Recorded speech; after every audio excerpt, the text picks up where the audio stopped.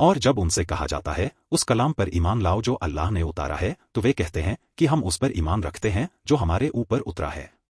اور وہ اس کا انکار کرتے ہیں جو اس کے پیچھے آیا ہے، حالانکہ وہ حق ہے اور سچا کرنے والا ہے اسے جو ان کے پاس ہے۔ کہو اگر تم ایمان والے ہو تو تم اللہ کے پیغمبروں کو اس سے پہلے کیوں قتل کرتے رہے ہو؟ اور موسیٰ تمہارے پاس کھلی نشانیاں لے کر آیا، پھر تم نے اس کے پیچھے بچڑے کو معبود پوجا بنا لیا اور تم ظلم کرنے والے ہو۔ اور جب ہم نے تم سے عہد لیا اور طور پہاڑ کو تمہارے اوپر کھڑا کیا جو حکم ہم نے تمہیں دیا ہے اسے مضبوطی کے ساتھ پکڑو اور سنو، انہوں نے کہا ہم نے سنا اور ہم نے نہیں مانا، اور ان کے کفر کے سبب سے بچڑا ان کے دلوں میں رچ بس گیا۔ کہو اگر تم ایمان والے ہو تو کیسی بری ہے وہ چیز جو تمہارا ایمان تمہیں سکھاتا ہے۔ کہو اگر اللہ کے یہاں آخرت کا گھر خاص تمہارے لیے ہے تو دوسروں کو چھوڑ کر تم مرنے کی آرزو کرو اگر تم سچے ہو، مگر وہ کبھی اس کی آرزو نہیں کریں گے اس سبب سے وہ جو اپنے آگے بھیج چکے ہیں، اور اللہ خوب جانتا ہے ظالموں کو۔ اور تم انہیں زندگی کا سب سے زیادہ حریص لالسا رکھنے والا پاؤ گے ان لوگوں سے بھی زیادہ جو مشرک ہیں، ان میں سے ہر ایک یہ چاہتا ہے کہ 1000 برس کی عمر پائے،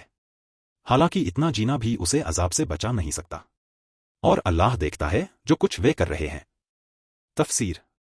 یہود جو قرآن کی دعوت کو ماننے کے لیے تیار نہ ہوئے اس کی وجہ ان کا یہ احساس تھا کہ وہ پہلے سے حق پر ہیں اور حق پرستوں کی سب سے بڑی جماعت بنی اسرائیل سے سمبندھ رکھتے ہیں،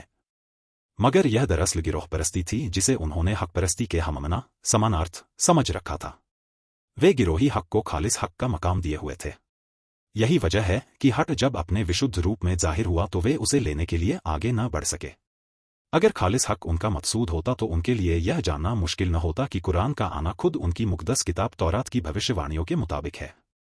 اور یہ کہ قرآن کے نزول کے بعد اب قرآن ہی کتاب حق ہے نہ کہ ان کا اپنا گروہی دھرم۔ ان کا معاملہ در حقیقت حق پرستی کا معاملہ نہیں۔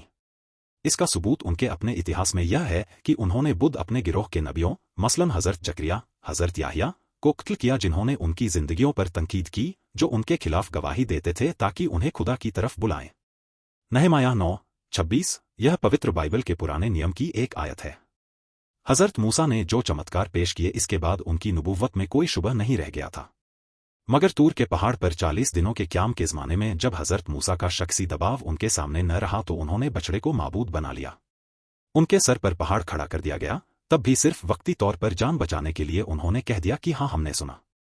مگر اس کے بعد ان کی بہل سنکھیا بدستور نافرمانی کی زندگی پر قائم رہی۔ اگر وہ سچ مچ خدا پرست ہوتے تو ان کی ساری توجہ خدا کی اس دنیا کی طرف لگ جاتی جو موت کے بعد آنے والی ہے، مگر ان کا حال یہ ہے کہ وہ سب سے زیادہ موجودہ دنیا کی محبت میں ڈوبے ہوئے ہیں۔